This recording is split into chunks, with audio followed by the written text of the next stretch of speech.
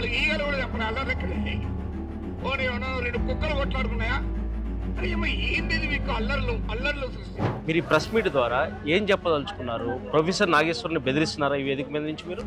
మాకు రక్తం లేదా, మాకు రక్త మాంసాలు లేవా, మాకు రక్తం ఉడకదా? ఎంత ఘోరంగా మాట్లాడిండు, మీకు అది గుర్తుకొస్తలేదా? అంటే ఎనలిస్టులు ఎవరు కూడా పవన్ కళ్యాణ్ వ్యతిరేకంగా మాట్లాడదు, ఆయన విమర్శించొద్దు, ఆయన పార్టీని విమర్శించొద్దు. స్పెషల్ వాళ్ళు మీరు కూడా అదే పదజాలం వాడుతున్నారు కదా, తేడా ఎక్కడ ఉంది? శంకర్ గౌడ్ గారు అన్నారు, బ్రదర్ చెప్పండి అంట, ఏం రా అంటే చెప్పురా అంట. మనకు ఒక చిన్న ఫ్యామిలీలోనే మనం ఎంత పౌరుషంగా ఉంటాం. అంటే మా నాన్నగారిని అన్నారు, మన అమ్మగారిని అన్నారు అని ఫీల్ అవుతామే.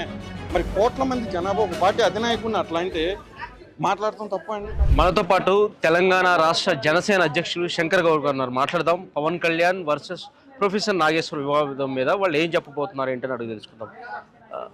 శంకర్ గౌడ్ గారు, మీరు ఈ ప్రెస్ మీట్ ద్వారా ఏం చెప్పదలుచుకున్నారు? ప్రొఫెసర్ నాగేశ్వర్ని బెదిరిస్తున్నారా ఈ వేదిక మీద నుంచి మీరు?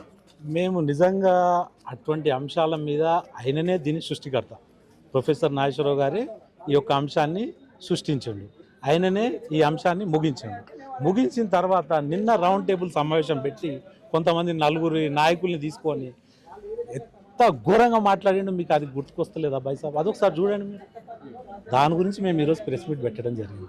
అంటే మా నాయకుని తిట్టవచ్చు, మా నాయకుని పర్సనల్గా వల్గర్ లాంగ్వేజ్ మాట్లాడవచ్చు, అయినా మేము మాట్లాడవద్దు అంటే స్వేచ్ఛ మీకే ఉందా? మాకు లేదా? మాకు రక్తం లేదా, మాకు రక్త మాంసాలు లేవా, మాకు రక్తం ఉడకదా? మా నాయకుడిని అంటుంటే మేము అందుకే ఈరోజు రాజ్యాంగం వాళ్ళ కులకి లేదు, ప్రతి ఒక్కరికి ఉంది. 4 కోట్ల జనాభా, 5 కోట్ల జనాభా ఆంధ్రప్రదేశ్, 4 కోట్ల జనాభా, 140 కోట్ల జనాభాకి ప్రతి ఒక్కరికి హక్కు ఉంది. ప్రతి ఒక్కరు ఒకరి మీద విమర్శించేటప్పుడు వాళ్ళ స్థాయి తగ్గట్టు మాట్లాడాలి, అంతేగాని ఆయన పర్సనల్ లైఫ్ మీద పోవడానికి మేము దీన్ని పూర్తిగా ఖండిస్తాం. ఎవరు మాట్లాడినా ఇదే రకంగా మేము రెస్పాండ్ అయ్యాం. శంకర్ గౌడ్ గారు, అంటే ఎనలిస్టులు ఎవరు కూడా పవన్ కళ్యాణ్ వ్యతిరేకంగా మాట్లాడదు, ఆయన విమర్శించొద్దు, ఆయన పార్టీని విమర్శించొద్దు. స్పెషల్ వాళ్ళు అనలిస్ట్ లాంటి స్పెషల్ వాస్తవాలు మాట్లాడితే మేము స్వాగతిస్తాం.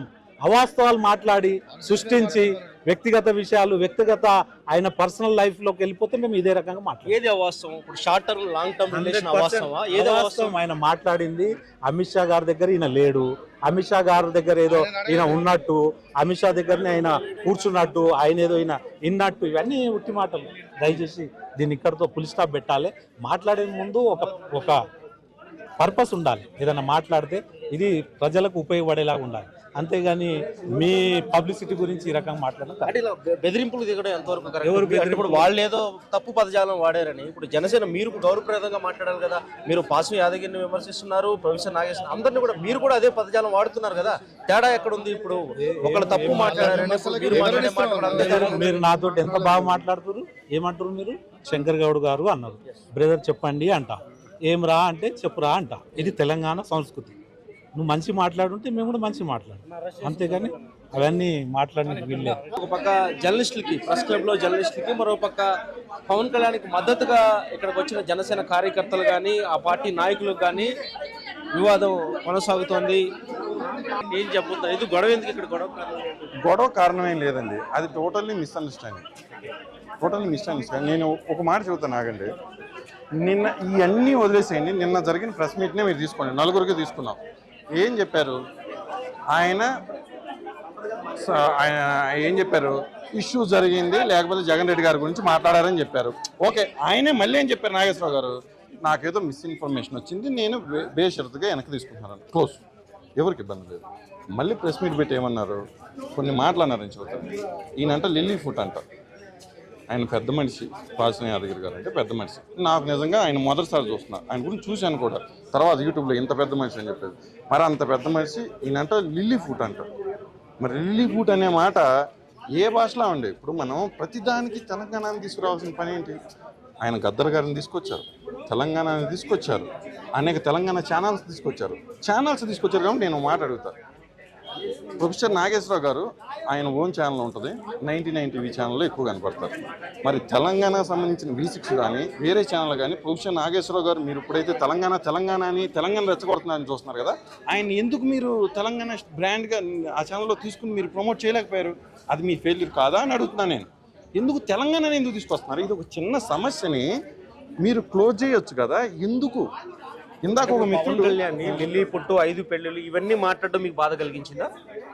అది బాధ కాదండి, అది బాధ కాదు. మీరు అర్థం చేసుకోవాల్సింది ఏంటంటే, ఇప్పుడు మీ జర్నలిస్ట్ ఉన్నారు, ఫలానా చోట ఒక వ్యక్తికి సమస్య జరిగింది, ఆ అన్యాయం మీద అడుగుతారు.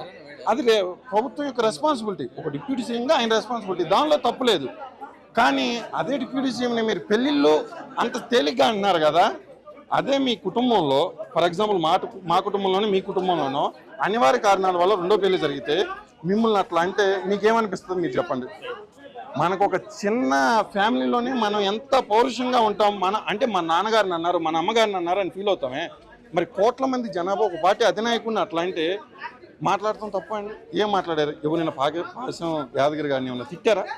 వాళ్ళ తల్లిదండ్రులు కానీ ఏమన్నా అన్నారు? చెప్పబోతున్నారు మీ జనసేన కార్యకర్తగా ఫైనల్? మేము జనసేన కార్యకర్తకు ఒకటే చెబుతామండి, మా నాయకుడు ఇలాంటి రెచ్చగొడతాలో ఇదవలా. కానీ పార్టీ మీదకి, అధినాయకుడి మీదకి అనవసరమైన విషయాలను తీసుకొచ్చి వృద్ధి ఆయన వ్యక్తిగతంగా వెళితే మేము కూడా పోరాడాల్సి వస్తుంది. అది క్లియర్. అది మొత్తానికైతే తమ నాయకుడిని అనవసరంగా రెచ్చగొట్టి వ్యక్తిగతంగా వెళ్తే ఇదే విధంగా మేము బదిలిస్తామని చెప్పి కూడా జనసేన కేడర్ ఇక్కడ చెప్తోంది. శేషు ఏబీపీ దేశం, ప్రెస్ క్లబ్, హైదరాబాద్.